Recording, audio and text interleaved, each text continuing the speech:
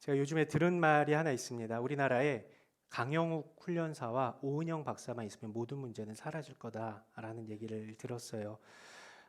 굉장히 신적인 존재들이더라고요. 여러분 잘 아시는 것처럼 이 강영욱 씨, 강영욱 훈련사는 요즘에 우리가 반려동물을 많이 키우는데 이 개통령이라고 알려졌더라고요. 제가 욕한 거 아니에요? 개의 대통령.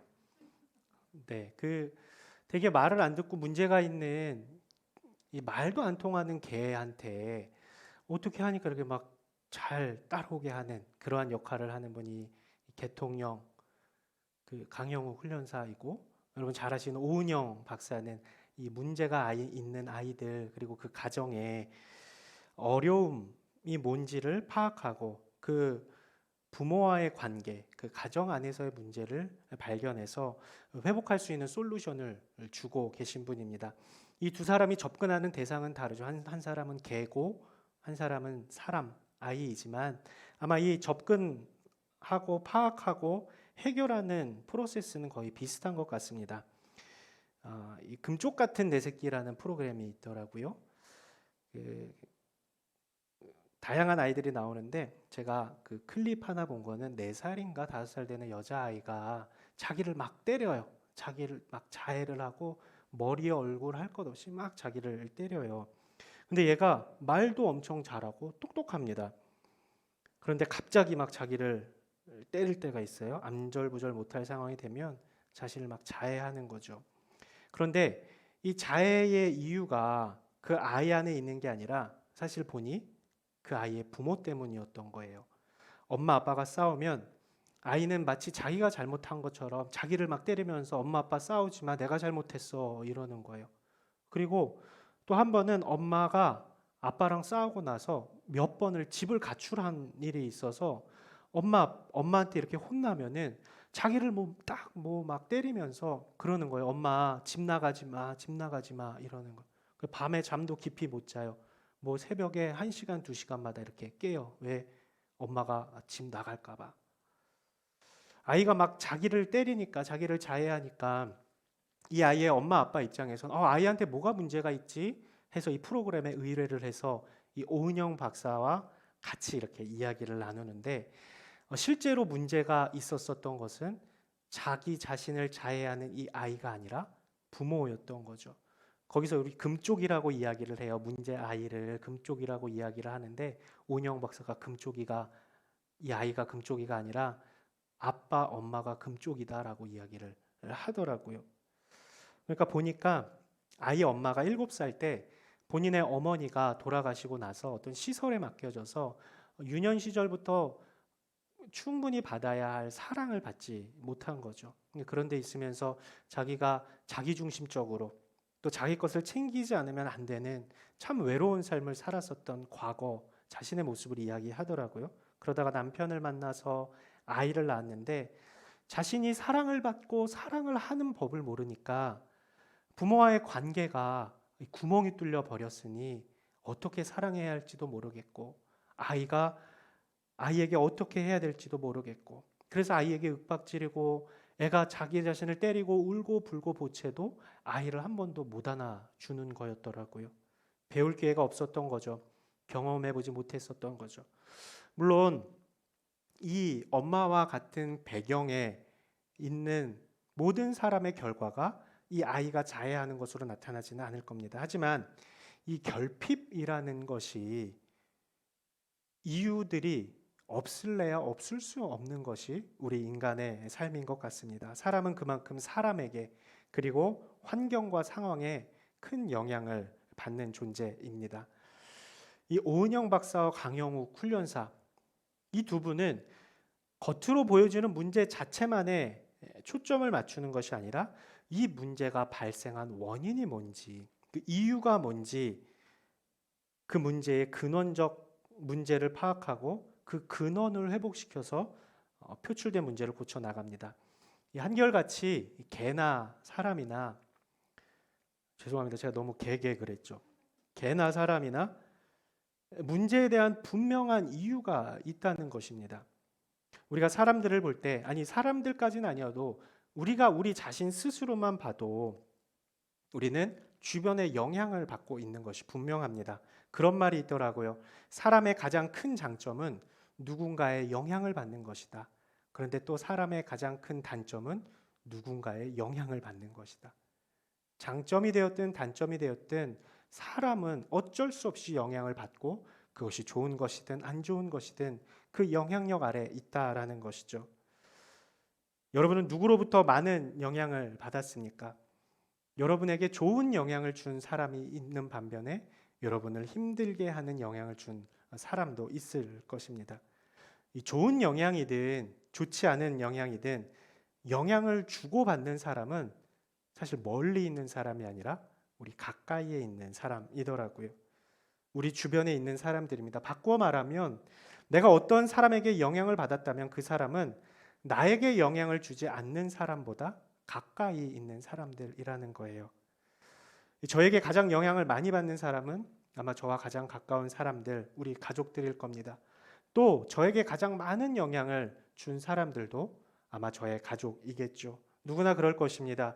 우리의 가족들이 우리에게 좋든지 싫든지 안 좋든지 기분 좋은 것이든지 영향을 주었고 또 영향을 우리도 주고 있음을, 그 이유로 지금 우리의 모습이 형성되었음을 우리는 부인할 수가 없지요.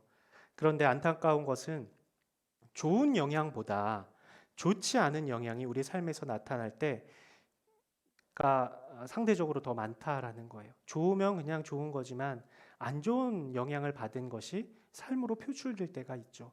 우리가 극한의 상황에 치달았을 때 우리의 감정이나 우리의 말이나 우리의 행동들이 우리가 받은 좋지 않은 영향으로 인해서 나타나는 것들이 많이 있다라는 겁니다. 그렇지 않은 가정이 있을까요? 그렇지 않은 사람들이 있을까요? 아마 없을 것입니다. 이 상처와 결핍이 크기의 차이는 있을지 모르겠지만 아마 이 오은영 박사님이나 강영욱 훈련사도 좋지 않은 영향 때문에 남에게 다 보여주지 않은 자신만의 어두운 부분이 물론 있을 것입니다. 왜냐하면 사람이 원래 불완전하기 때문에 그렇습니다.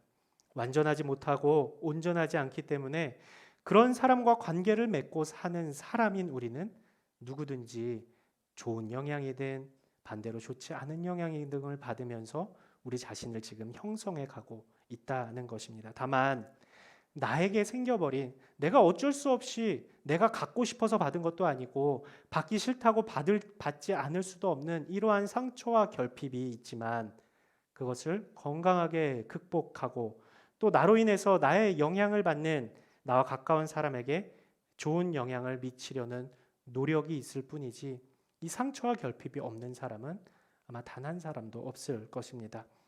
제가 여러분을 이렇게 볼 때 겉으로 볼 때는 다 좋아 보여요. 다 괜찮아 보입니다. 문제 없어 보입니다. 그러나 겉으로 보여지지 않는 우리 안에 쌓여져 있는 상처와 결핍이 있다라는 것이죠. 그런데 이 성경의 인물들이라고 다를까 싶어요. 여러분 성경에서 많은 인물들이 나오는데 여러분은 어떤 사람을 좋아하세요? 여러분 막 떠오르는 사람이 있으세요? 뭐 다윗도 있을 수 있겠고 아브라함도 있을 수 있겠고 여호수아, 뭐 다니엘, 요셉, 또 누구 있을까요? 골리앗, 삼손이었죠. 삼손. 삼손이랑 골리앗이랑 헷갈리는데 또 누구 있을까요? 뭐 베드로도 있을 수 있고 뭐 바울도 있을 수 있고 많겠죠. 그런데 이 사람들의 공통점은 다들 이런저런 상처들이 있다라는 거예요. 완벽한 사람들이 성경의 기록에 나와 있지 않다라는 겁니다. 결핍이 있었고 심지어 그 상처와 결핍이 그들의 발목을 잡아서 그들을 심각한 문제로 끌어가기도 했다라는 겁니다. 질문입니다. 성경에서 예수님을 예표하는 이상 왕으로 등장한 사람이 있는데 누구일까요? 표정들이 그거예요. 그런 거 왜 물어보냐? 그냥 목사님이 얘기하면 되지 않냐? 누굴까요? 예수님을 예표한 이상왕 다윗. 다윗이 예수님과 가장 닮은 왕으로 성경은 묘사를 합니다. 여러분 다윗 하면 떠오르는 이미지가 뭐가 있으세요? 이렇게 수금을 켜면서 묵상을 하면서 되게 감성적인 사람, 그리고 골리앗 앞에도 두려움 없이 물맷돌을 던지는 사람, 그리고 사울에게 죽임을 당할 만큼의 고통을 당하면서 이리저리 피신하는 사람, 그러면서 여기저기에서 시를 썼었던 사람, 이런 게 아마 다윗의 이미지일 것입니다. 그런데 다윗 역시도 결핍과 상처가 있었던 사람입니다. 뿐만 아니라 그가 가지고 있었던 이 결핍과 상처는 그에게서 끝난 것이 아니라 그의 자녀들에게까지 굉장히 안 좋은 영향을 미치고 있음을 우리가 말씀을 통해 보게 되죠. 다윗은 이새의 7 아들 중 막내 아들이었습니다. 사무엘이 하나님께서 사울을 패하시고 이새의 아들 중에 이스라엘의 2번째 왕을 세우시겠다 말씀하시고 사무엘을 이새의 집으로 보냅니다. 그래서 이새의 집에 간 사무엘이 이새에게 당신의 아들들을 다 불러 모으십시오 했는데 다 불러 보았습니다. 그래서 첫째 형부터 엘리압부터 이렇게 봐요. 근데 다 아닌 것 같아요. 사무엘이 볼 때. 이게 아들이 답니까? 물어봤더니 사실 아들 하나가 막내 아들이 있는데 그가 지금 양을 치고 있습니다라고 이야기를 하죠. 이 다윗이 이게 하나의 그냥 에피소드일 수도 있겠지만 아마 그냥 일상의 삶이었던 것 같아요. 다윗은 아버지에게도 잊혀진 존재였고 형들에게조차 잊혀진 존재였을 겁니다. 그의 일상 가운데 이 축적되어 있는 상처와 결핍은 자연스럽게 그가 이룬 가정 안에서도 보통의 가정에서는 정말 상상할 수 없는 문제들로 나타나게 됩니다. 다윗이 여러 명의 아내가 있었어요. 미갈, 마아가, 밧세바 뭐 등등 총 9명의 아내를 두고 그 아래에 각각의 자녀들을 둡니다.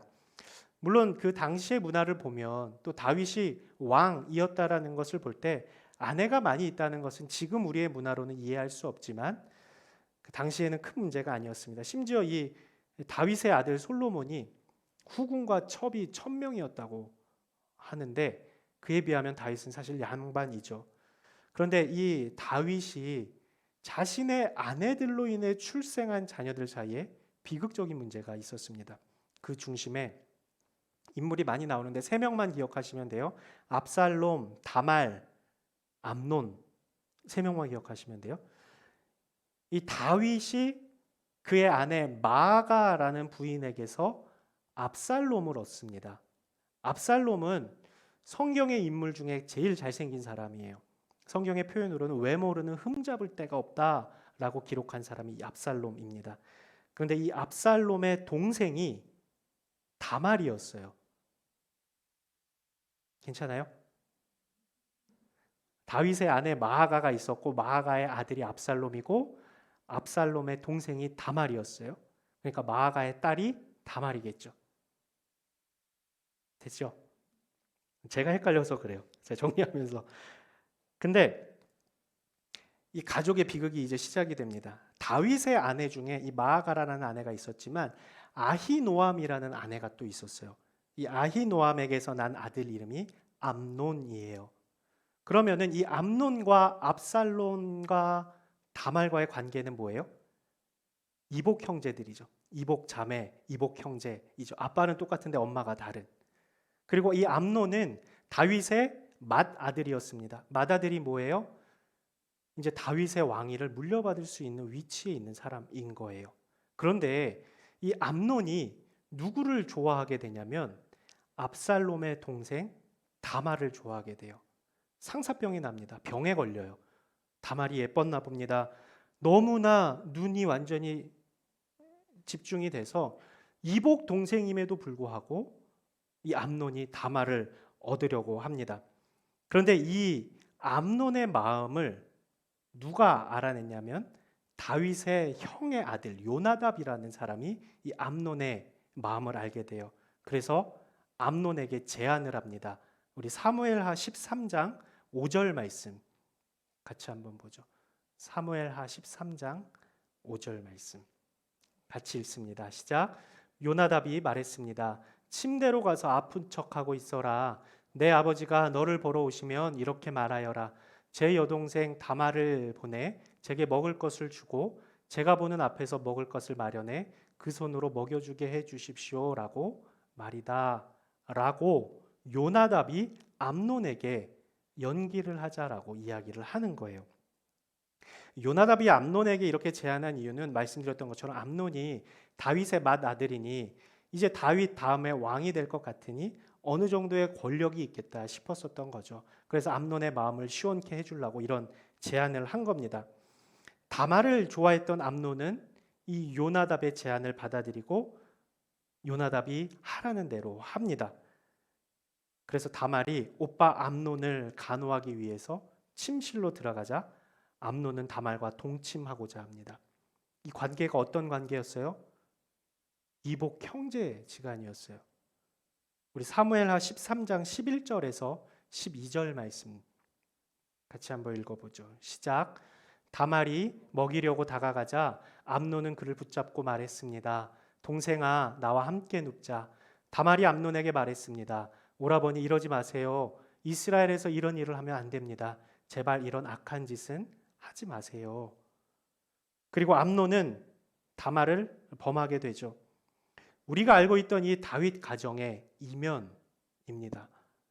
그런데 여기서 끝난 게 아니라 이 충격적이고 수치스러운 일을 당한 다말이 자신이 이 아픔을 겪었으면은 자신과 관계가 있는 아버지나 어머니한테 사실 암논 오빠가 나에게 이런 일을 했습니다라고 이야기를 해야 되는데 이것을 자신의 어머니 마아가 자신의 아버지 다윗에게 이야기한 게 아니라 압살롬한테 이야기를 해요.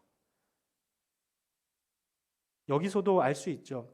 이 다말과 그 부모와의 관계가 그러한 힘든 점들을 이야기하지 못할 만큼의 거리감이 있었다라는 거예요. 평소에 어려움과 고민이 있을 때 대화할 수 있는 관계가 아니었다라는 거죠. 다말은 자신이 당한 이 수치스러운 일을 오빠 압살롬에게 이야기를 합니다.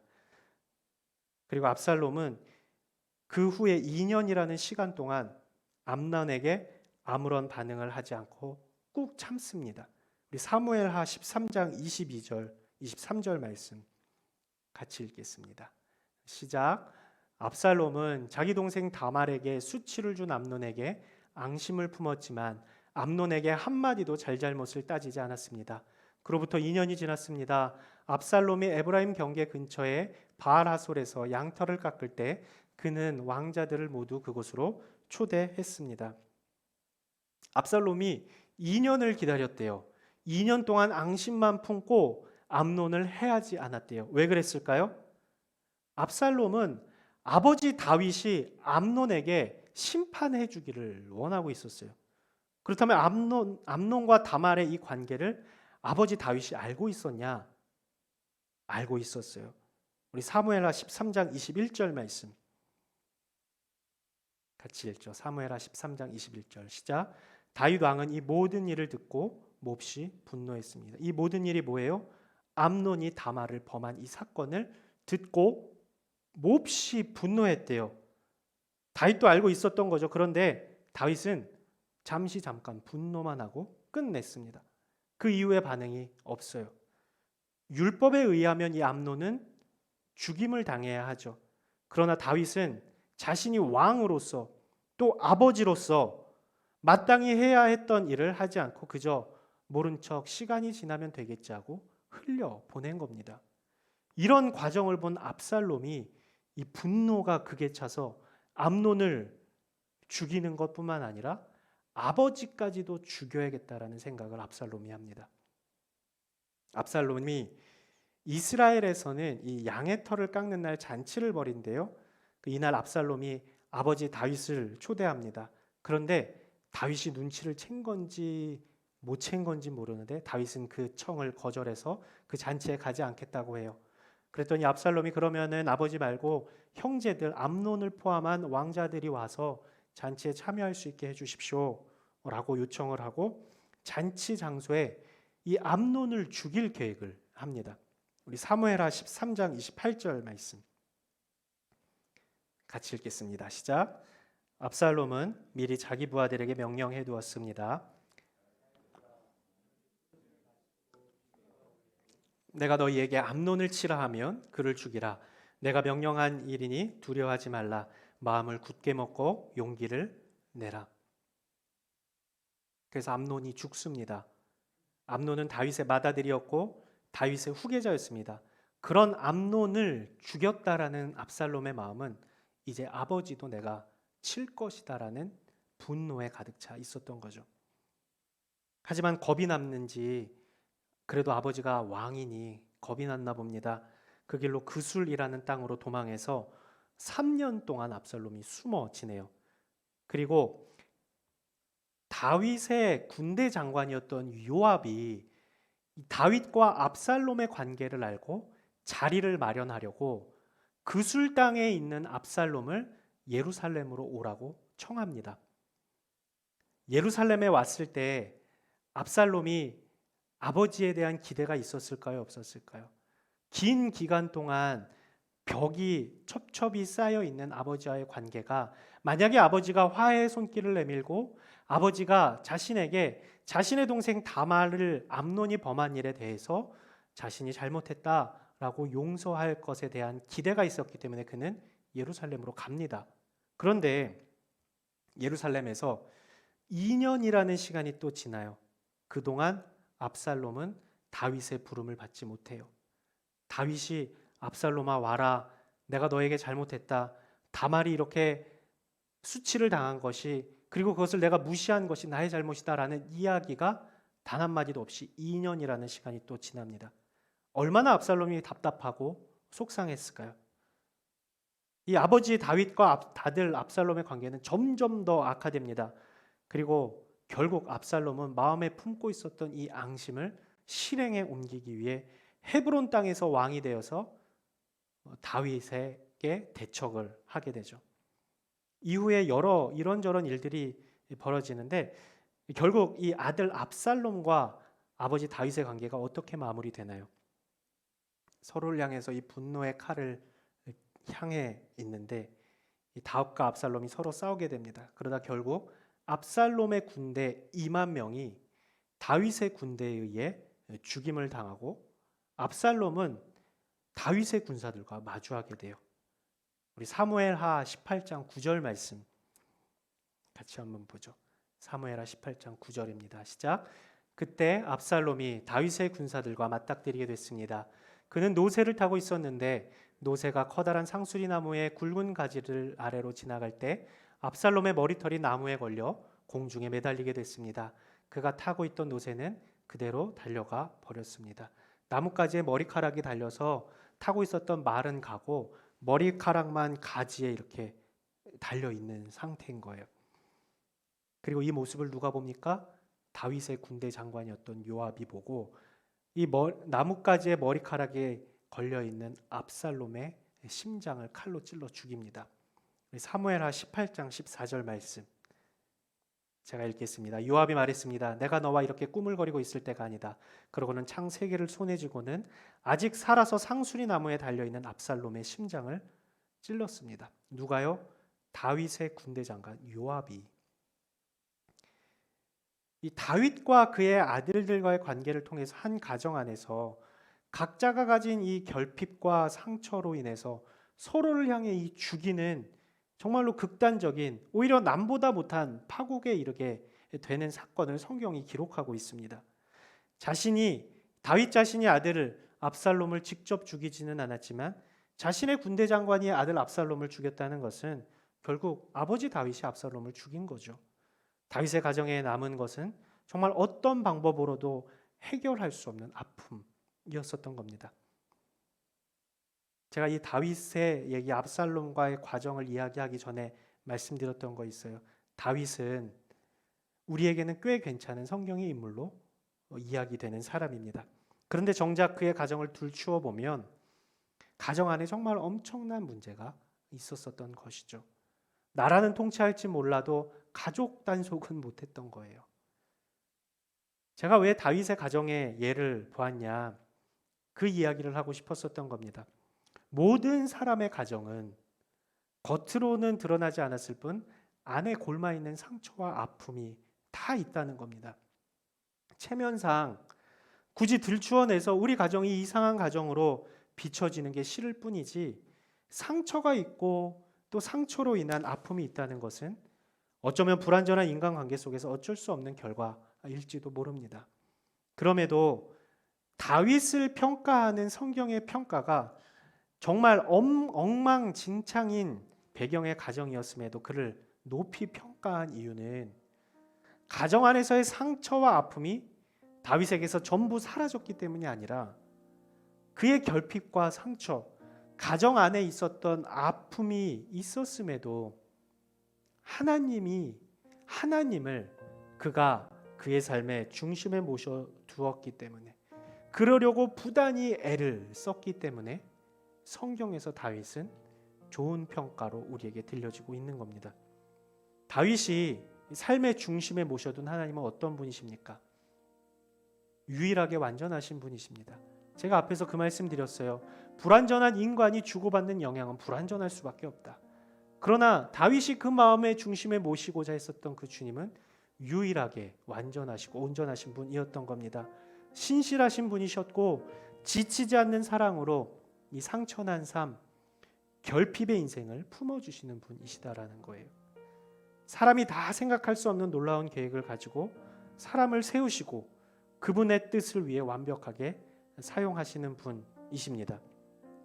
이 상처와 결핍, 가정의 어두운 부분이 있었지만 다윗은 그 어두움에 발목이 잡혀서 그 자리에 털썩 주저앉은 것이 아니라 빛 대신 하나님 앞에 나아가서 그분의 자비의 손길을 구하고 그분께 그의 삶을 내어 드렸습니다. 질문입니다. 다윗에게 있어서의 결핍과 상처가 사라졌을까요? 아니죠. 하나님 앞에 나아간 다윗 그 자체는 그가 인생에 가지고 있었던 모든 상처와 결핍을 아는 다윗으로 주 앞에 나아간 것입니다. 하나님께서는 그 상처와 결핍이 있는 다윗을 전부 품어 안으셨다라는 거예요. 우리에게 한번 적용해 보죠. 우리에게도 어두운 가정의 모습이 있을 겁니다. 물론 좋고 밝은 가정의 모습이 많이 있겠죠. 그러나 남에게 이야기하지 못하고 혼자 가슴 아파하면서 속상해하는 가정의 모습이 있을 것입니다. 그래서 주저앉아 있고 또 자신 스스로를 가치 없게 여기며 마치 제가 처음에 말씀드렸던 자기 자신을 막 자해하면서 왜 우리 가족을 이렇지? 나 때문에 그런 거 아닌가? 나는 왜 이런 영향을 받아야 되는가? 스스로를 옥죄고 있는 사람, 그리고 가정을 원망하고 있는 사람들도 분명히 있을 겁니다. 그렇게 되면 이 어두운 그림자에 휩싸여서 늘 그 상처와 결핍만 묵상하게 된다라는 거예요. 상처와 결핍이 문제가 아니라 우리가 주 앞에 나아가지 않는 것, 우리의 어려움을 주 앞에 내어놓지 않는 것, 우리에게 상처와 아픔과 결핍이 있다 할지라도 하나님께서 우리를 세우시고 사용하시는데 하나님은 전혀 문제가 없으시다라는 것을 믿지 못하는 것이 우리의 문제입니다. 우리에게 상처가 있는 것, 그러면 모든 사람이 문제이죠. 그것이 큰 문제가 아니라 우리가 하나님을 더 모르고 있다라는 것이 우리에게는 더 큰 문제라는 겁니다. 사랑하는 여러분, 이 상처와 결핍에 묶여 있는 우리의 시선을 하나님께 돌려야 할 것입니다. 여전히 상처투성이 결핍투성이일지라도 주님을 신뢰함으로 고백한 다윗의 고백이 우리의 고백이 되어야 하겠죠. 오늘 시편 16편 8절에서 11절은 다윗이 하나님께 그렇게 고백합니다. 이 고백이 저와 우리의 고백이 되면 좋겠어요. 우리 한 번 더 같이 우리 시편 16편 8절에서 11절까지 읽도록 하겠습니다. 같이 읽습니다. 시작. 내가 여호와를 항상 내 앞에 모셔둡니다. 주께서 내 오른쪽에 계시니 내가 흔들리지 않을 것입니다. 그러므로 내 마음이 기쁘고 뛸 듯이 즐거워하며 내 몸도 안전할 것입니다. 주께서 내 영혼을 지옥에 버려두지 않으시고 주의 거룩한 분께서 썩지 않게 하실 것입니다. 주께서 내게 생명의 길을 보여주시리니 주 앞에서는 기쁨이 항상 넘칠 것이요 주의 오른손에는 영원한 즐거움이 있을 것입니다. 이 고백이 우리의 고백되면 좋겠습니다. 지옥과 같은 삶의 현장 가운데 있다 할지라도 지옥에서 건져주셔서 우리에게 즐거움과 기쁨과 만족을 주시는 그 주님께 우리를 내어드리죠. 그 주님을 우리의 삶의 주인으로 모셔드리죠.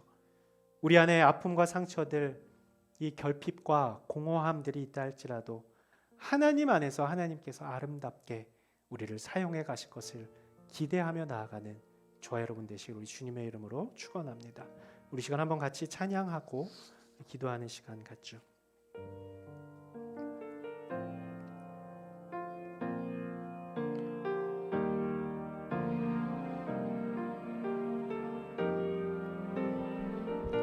주 앞에 나와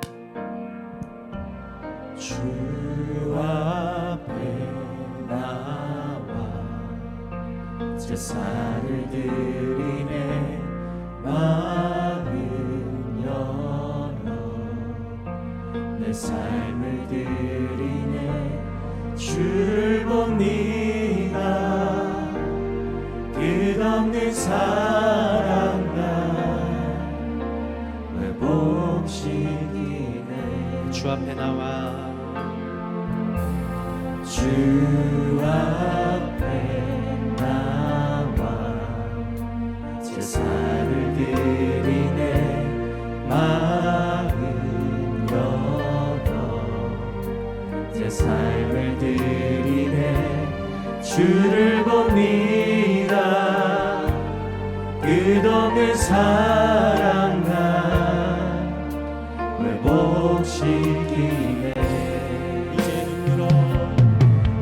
이제는 들어 주 보내 그 능력 날 새롭게 주님의 사랑 날 만지시니 내 모든 두려움 사라지네 속에도 주 붙들고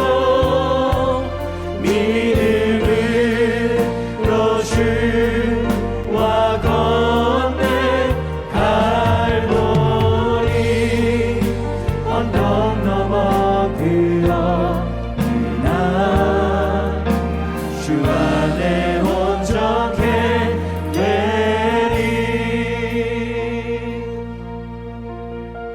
찬양을 한번 다시 할 텐데요. 누구에게 이야기하지 않아도 괜찮습니다. 우리 가정의 아픔들을 굳이 누구에게 다 이야기하지 않아도 상관없습니다. 그런데 우리 하나님께는 이야기할 수 있지 않나요? 우리 하나님 앞에는 다 내어놓을 수 있지 않겠습니까?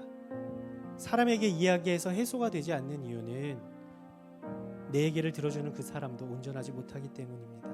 그러나 우리 안에 있는 어두움들, 아픔들을 온전히 싸매시고 회복시키실 수 있는 그 주님 앞에 내어놓는다는 것은 완전하고 온전하신 그 주님이 나의 삶을 만져주실 것이라는 확신이 있기 때문일 것입니다.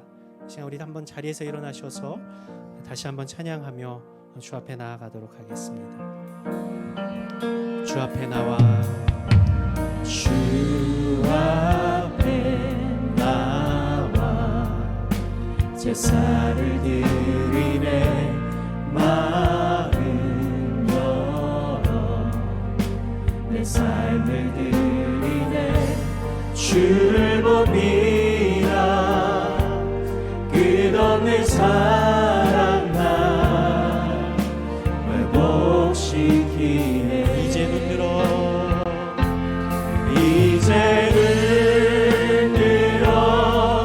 주 보내 그 능력 날 새롭게 주님의 사랑 날 만지시니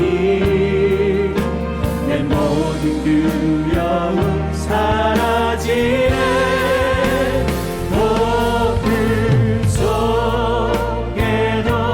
주를 들고 믿음으로 주와 걷네 갈보리 언덕 넘어 그어나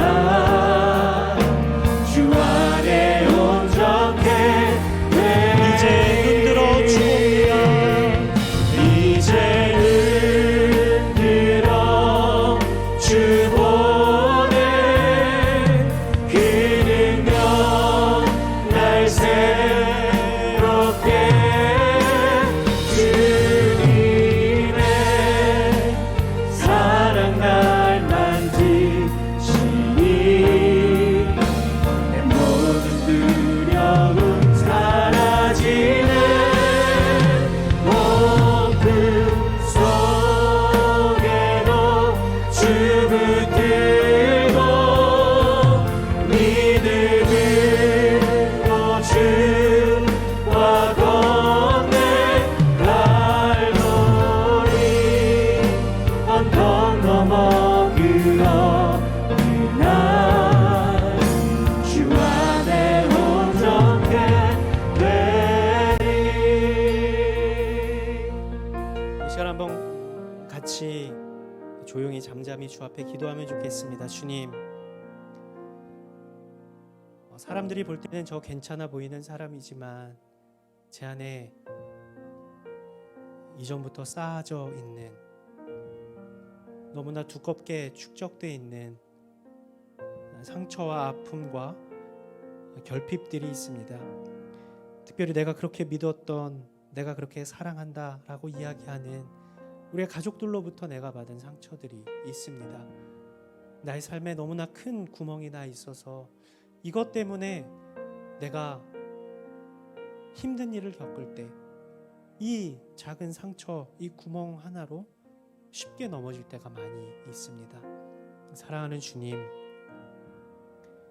성경의 인물들도 부족한 사람들이지만, 다윗도 부족한 사람이지만 하나님께 그의 삶의 중심을 내어드리고 하나님께서 그를 붙드셨을 때 그가 정말로 하나님께서 귀하게 사용하시는 사람으로 세워졌었던 것처럼, 주님, 나의 모든 삶의 부분들을 주 앞에 내어놓습니다. 주님, 상처와 아픔이 있지만 상처와 아픔보다 크신 주님께서 나를 붙드시고 나를 이끌어 가실 것이라는 믿음으로 주 앞에 고백하오니 주여 우리의 삶에 좌정하시고 침투하시고 나의 삶을 붙잡아 주시옵소서. 우리 조용히 잠잠히 한번 같이 기도하며 나아가겠습니다. 사랑하는 주님, 남에게 이야기하지 못하되 우리 각자의 삶에 어두운 부분이 있습니다. 내가 원했기 때문도 아니고, 그렇다고 내가 원치 않는다고 받을 수 없었던 상처들도 아닌 것들이 우리 안에 너무 많이 있어서 그러한 어두움들이 우리의 발목을 붙잡을 때가 많이 있습니다. 그래서 좌절하고 넘어질 때가 있고, 우리의 가족을 원망하고, 도대체 나는 왜 이런 거지? 왜 우리 집은 이러한 모습인지 속으로 불평하며 원망하며 답답해할 때가 많이 있습니다.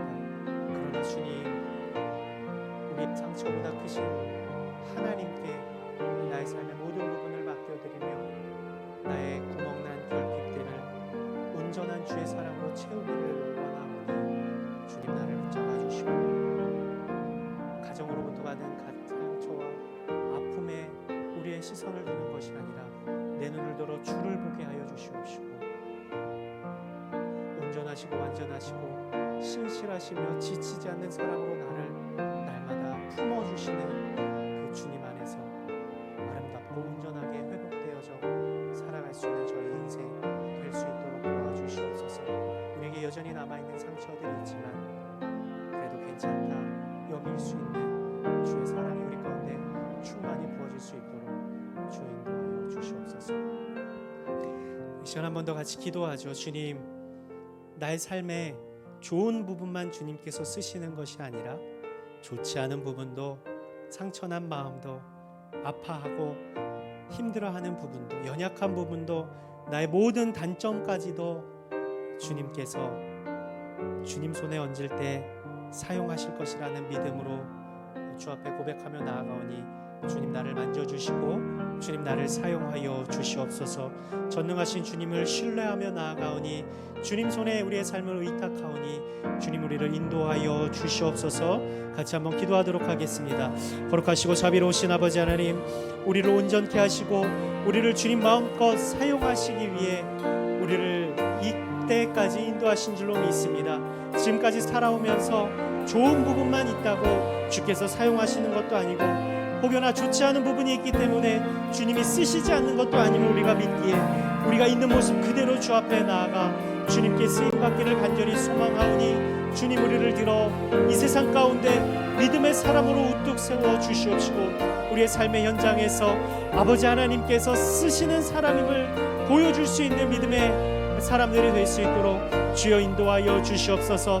우리에게 있는 아픔과 상처와 결핍들이 우리의 발목을 붙잡지 않게 하여 주시옵시고, 주님 바라보며 이 믿음의 걸음을 계속해서 걸어나갈 수 있는 하나님의 사람들 될 수 있도록 인도하여 주시옵소서. 여전히 쌓여있는 모든 상처들을 주 앞에 내어놓을 때에 하나님의 만지심과 주의 오른손으로 굳건히 세워주심을 경험하는 하나님의 사람들 될 수 있도록 주여 인도하여 주시옵시고, 아버지 하나님, 가정을 향한 원망이 아닌 하나님께서 주실 아름답고 놀라운 뜻을 바라볼 수 있는 소망의 눈이 우리 가운데 있게 하여 주셔서 날마다의 삶을 감사함으로 승리하며 살아갈 수 있는 믿음의 사람들 될 수 있도록 주여 인도하여 주시옵소서.